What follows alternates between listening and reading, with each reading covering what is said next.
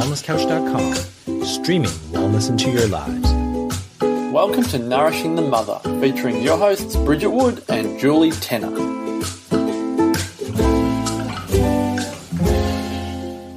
Hello and welcome to Nourishing the Mother. I'm Julie Tenner. And I'm Bridget Wood. And today's podcast is called The Art of Receiving. And it's come about from an unusual place because we have just sat and recorded, or we thought we were recording. Like an hour-long podcast. An hour-long podcast. So we're both a bit shitty. No, that's not the shitty part, which has just shat itself and disappeared. Yes.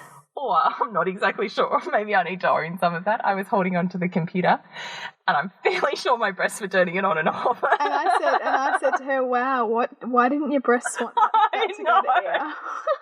What part of my feminine wisdom wasn't willing? Yes. Yes. So anyway, we're moving on and we're recording another podcast. And fortuitously enough, we're calling it The Art of Receiving because we are both struggling with the place that this has put us in terms of receiving the help, the kindness, the nurturing that others are offering us to be here to do this work. Mm-hmm. And it's grating on both of us. Yeah, it is right now. Yeah. So we just thought we'd just dive in and just say, I'm sure that there is an aspect of this with you guys out there too. Yes. Like, surely. So I'm sitting here now, one, really angry because there was a lot of time and a lot of heartfelt energy that went into that's now just lost in the ether. And because my husband's at home looking after the kids and I'm away from family time so that I can do this hugely productive and important work, which now seems neither of those things. Yes. Yes. And so that plugs me straight into guilt around not being there and pressure to be home because this isn't working or something. And then why that is, why do you put that pressure on yourself to be home? Where does that come from? That I have to validate that, that's interesting, isn't it, actually? So the belief is that it is worth being away from my kids when I can improve or prove, really, isn't it? Yeah. And when I can do neither of those things, when I'm just, or now what seems like I've spent 5 hours just talking to Bridget because really we mucked around at the start just having a lovely conversation for 3 hours, doesn't in one mind seem to me to be fair when my husband's at home thinking I'm working. There's a lot at play there. There's a lot at play there. I'm being very vulnerable here. Yeah, and I mean mine is the fact that my mother has taken my son for most of the day now, let's be honest, because I am still getting over being quite unwell and can barely walk because I pulled a muscle in my back. So I told my mother that I was resting on the couch because she wouldn't approve of me working because she thinks I need to slow down. And so she's very likely going to turn up quite soon and see that we are not resting, that I am podcasting, and I'm going to feel a sense of guilt around that because she has been nurturing me through offering the care of my son, and I struggle with what I think is the right way to spend that time. And then what comes in then is me trying to fit into her values and whose values are the right value to have. What does rest really look like? Is laying on the couch any better than me? Than my rest simply being rest in a nurturing, feminine, intellectual way that this podcast offers? Do I owe her something? There's so much in that, right? And particularly with our closest family, we build such stories around what we're comfortable receiving from them and what we're not comfortable receiving from them. And what that means. What that means. And what that exchange has to look like for it to be okay. That's a good one. What that exchange has to look like to be okay. That in itself is the art of receiving, isn't it? I mean, another one was last night. I could barely walk and my husband got home and I was trying to kind of hobble like an 80-year-old frail woman to heat up his dinner. And I had just started to run myself a bath and he was like, what are you doing? Get in the bath. And I felt myself well up in tears because I was like, yeah, what am I doing? Why do I feel like I need to be this provider still? This act of service. This act of service. Yeah, at what point am I willing to just surrender into the receiving? And what are the feelings that surrendering brings up in me that I don't want to feel? Do I feel like I'm lazy if I just go and lay on the couch or have this decadent bath for an hour? That I'm not being productive, or that I'm not fulfilling my vision by surrendering to what is right now? It's such a loaded thing, and I think we so often don't question why it is that we have the reactions we have, or that we have the patterns that we have around what we're willing to receive from others. And what is what we're willing to receive from others? How's that mirrored by what we're willing to give? And is there a correlation? How comfortably you're receiving back what you give to others? Do you think that it's more fortuitous or more virtuous to give of yourself than to receive? This is classic in motherhood, though, isn't it? This is that total burnout, service to the point of self-sacrificing for this goal of that I'm a good mother when I give out, and when I meet my needs last, when I'm on the, I don't put myself on top of anybody. When I put myself below everybody, I build them up, and that's my role as a mother. It's kind of epidemic, really. Oh, absolutely. So the art of receiving is fascinating. I mean, the art of receiving is literally the feminine embodiment. Because the masculine is the doing, the feminine is the receiving. And the balance of those two poles within us are really when you probably create the greatest harmony, or the ability to get the most out of any moment by flowing in the direction that each one calls. So the art of receiving is the art of surrender, and yet that is so much harder and calls so much more of ourselves in than the art of doing. Because doing feels productive, and we feel like we're getting things done, essentially. Well, and we get validation from it. Yeah. The art of receiving is so subtle that it requires an inward validation, not an outward validation, which is, again, the masculine and the feminine, the outward and the inward. And that inward trust and congruency with yourself to see how whatever it is that you're willing to receive is serving what is most important to you, not taking away from what is most important to you, which is just that flip that we're often always asking ourselves to do and modelling for you, to see that how is that thing which is the way for you forward, but that you have that inner resistance too. How is it serving, not taking away from? Yeah, exactly. What does it add to? But before you can even, you can certainly intellectualize it, but when you're stuck in the moment of guilt or pain, it's hard. It's hard to do that, isn't it? I was going to say that comes second, but I actually think you're right. That probably is the entry point around I'm seeing this only as one way. So we could take both of our stories as I see it. I'm perceiving this situation as bad that I'm away from my husband because I'm not working. But in fact, how is it good? Yeah. And how is it serving him? Yes. So in fact, how does it serve him? How does it serve my kids? Well, that's a no-brainer. Yeah. He totally gets to connect and bond with all of them, which is what they get back. There's a different dynamic in the house. They do different things. Like there's so many serving things. He perhaps creates more empathy with me because he's doing my role solo. There's loads of learnings within that for everybody. So it's no-brainer there. How does it serve me is probably the harder leap, right? How does it serve me for sitting here and just having fun rather than being productive, which is that masculine outward validation? Yeah. It's worthy and worthwhile because I can validate it, because I can measure it. Whereas in the feminine, it's immeasurable. You can't. It's a feeling, it's a vibe, it's a connection. It's not a tangible outcome. Yeah. So how is that serving me and how is that good?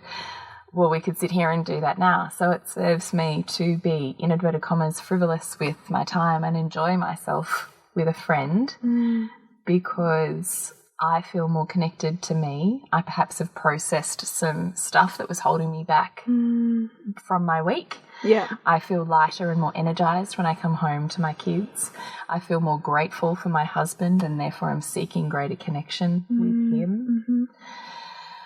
God, can you think of any others? Yeah, I think that you feel more grounded in yourself because you're able to sit on your own in a space that's not being in service. Yeah, that's not in service. So you're actually almost kind of able to recalibrate and reset for your week, which is largely going to be of service. So it's really how you can kind of fill your energy stores. So you're actually potentially giving more, so you're able to give more service. Yes, it's the art of self-care, what we're talking about here.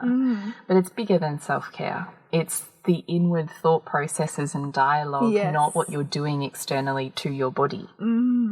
It's looking at that whole dynamic at play, what it's revealing to you to awaken and own, and what it is also at the same time revealing and awakening within your loved ones. And I mean, because, you know, our thoughts is what makes a life.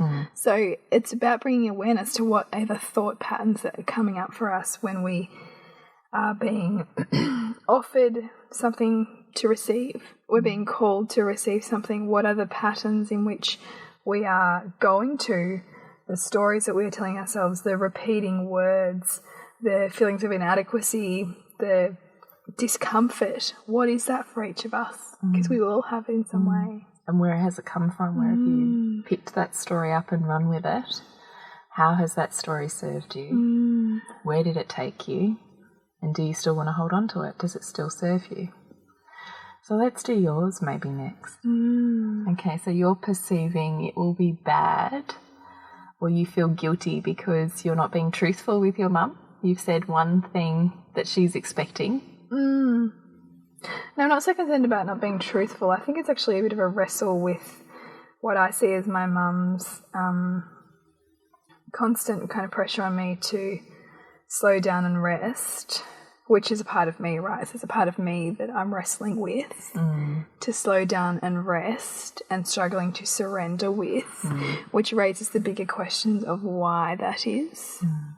Because if I'm creating everything in every moment, then there's some part of me that almost wanted to be caught out, not resting, to have to own what that means and surrender to the feelings that come up around why I wrestle with that. You know? Why I feel like it's more fortuitous and more on mission for me, or more in service of me to be doing, you know, rather than let's resting. use that easy language again. So why is it bad for you to be working when you should be resting? Why is it bad for me? Well, that's what you're perceiving, isn't it? So it is bad. Okay, so let's do the flip. How does it serve you that even when you know you should be resting, you're working? Well, because working is a really high value of mine. I find, yes, I might hear people say you need to rest, but I actually feel really connected and inspired when I can do work that lights me up, and that if the cells in my body are vibrating at a level that's of inspiration, who's to say that that's no less healing than me laying on a couch resting? So I think I probably wrestle with that because I almost inherently know that. Well, there's the belief that work takes away rather than adds to. Yeah. That's the belief that's underlying all of that. Yeah, that work takes away from rest. Yeah, that work takes away from you, it zaps your energy sources. It stops you from nourishing and re-energizing, as opposed to the opposite. That's a good one. Which is actually kind of the tussle between corporate and entrepreneurial work, isn't it? It's the difference between doing work where it is a grind and you do have to turn up even when you don't want to, versus doing work that fuels your soul and enlightens your body. Work that is your life. Yeah. You know, like work, because I mean, conventionally speaking, most people see work as something to compartmentalize and to get through, to do. Yeah, and to just, you're always looking for relief from. Well, and the concept of do what you love seems so elusive that it can be really hard to grasp. We almost kind of dismiss it going, well, it's not even possible. It doesn't mean you love every aspect of it. No. But it does mean as you advance and hone in and niche your business, you can start to outsource the things that you hate on doing. Yeah. And you can really just literally live in the things things that light you up, that give you energy, not take away your energy. You know those feelings. I'm sure you do as a listener, those inspiration, the things you talk about, the things you do, the moments you have, the interactions that you experience that give you energy. That it's almost like you've, had 5 shots of coffee and you're like zinging. That is what it feels like when you're doing your soul's work. Yeah. And therefore is resting on the couch would be potentially not any more healing or restful or just what you need. It's a different paradigm. Yeah, it is. But it's interesting because that's the belief tussle that really this situation highlights within you, isn't it? Yeah. And I think also, the idea that, I'm heavily pregnant, so now I should be resting. But is resting resting the nourishment that I want? Can my nourishment come in a form that's more aligned to my inspiration? And is that any less nourishing because it's not conventionally resting? What is resting anyway? What is work? It's actually reflective of that tussle that I'm trying to work with on a broader level. Yeah. How do you reconcile motherhood with work? How do you reconcile the rest that you need to give, nourishment to a young baby with work?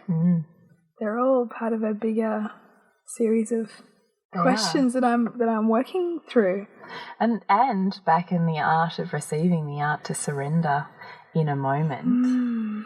That's what that is too. It's the art of receiving is also about the art of recognizing what puts back in and actively seeking that out in whatever form that comes in, and surrendering to the process of that. So the immersion in it. It doesn't matter if it's work that lights you up, that is an immersive, a surrender, an art of receiving that energy that brings it back in. Same as if what you really want to do is go and curl up in a bath with a scent that you adore in a candle, that is the art of receiving something that gives back into you.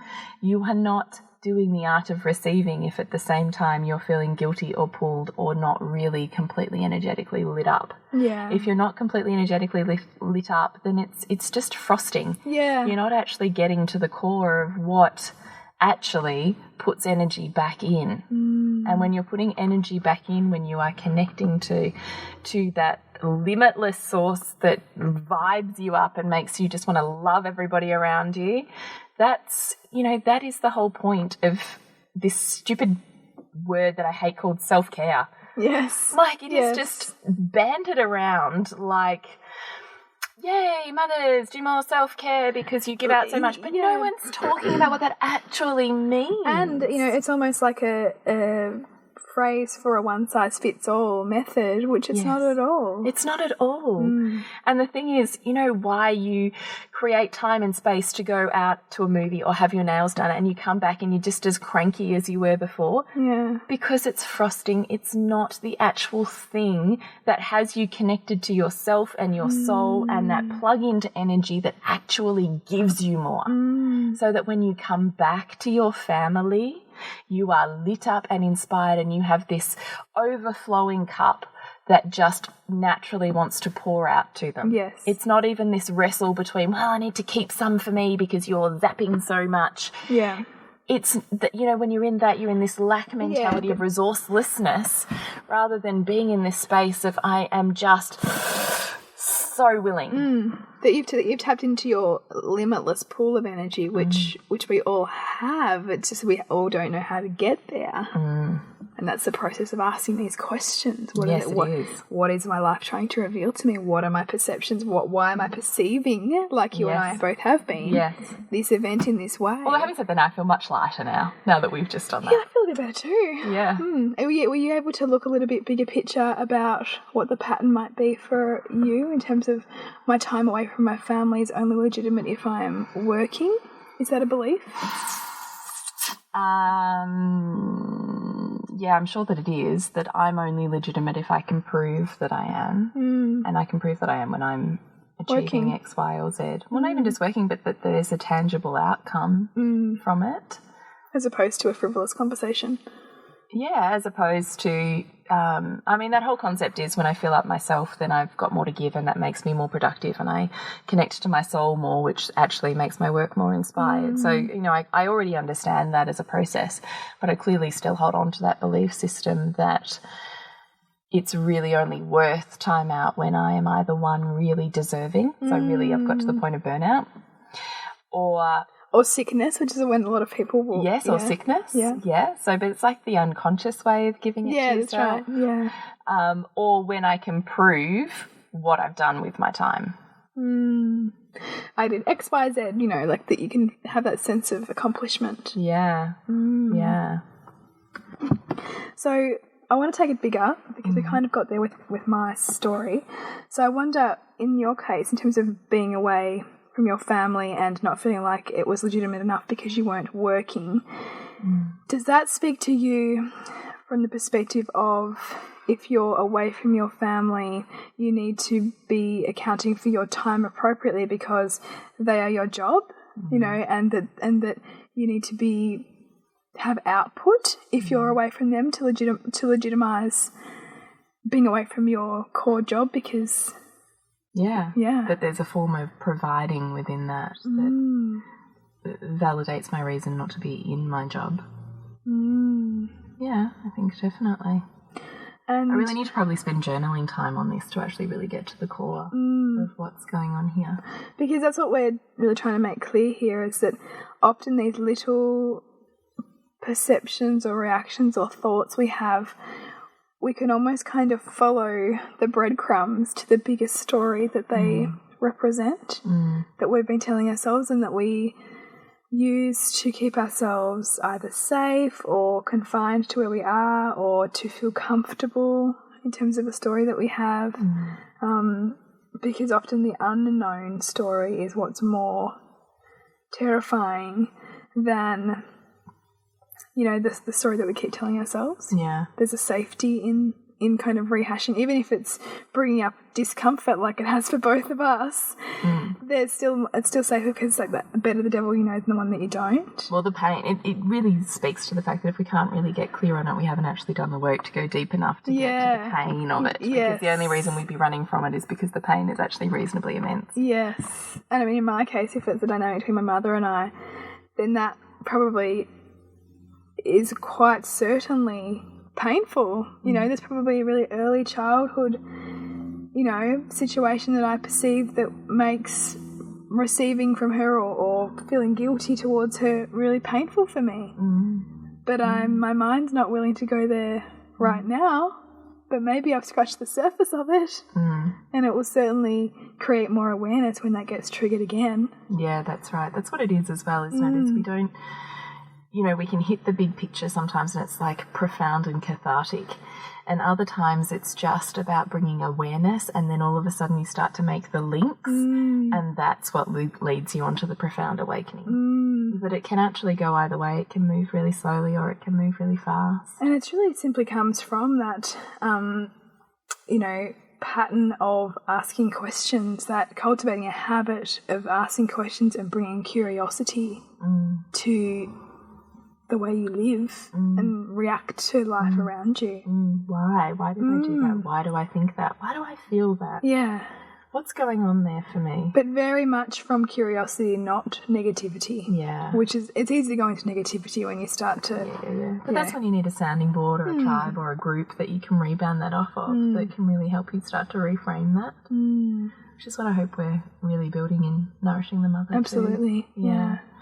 I just think, we just probably need to do a quick wrap up on the art of receiving, that it's worth having a look at the reasons or the resistance that you have to not receiving, like you said, starting to ask the quality questions and getting curious about your behaviour rather than just autopiloting it. Yeah, is there some lack of safety for you around receiving? What is the vulnerability for you in receiving something?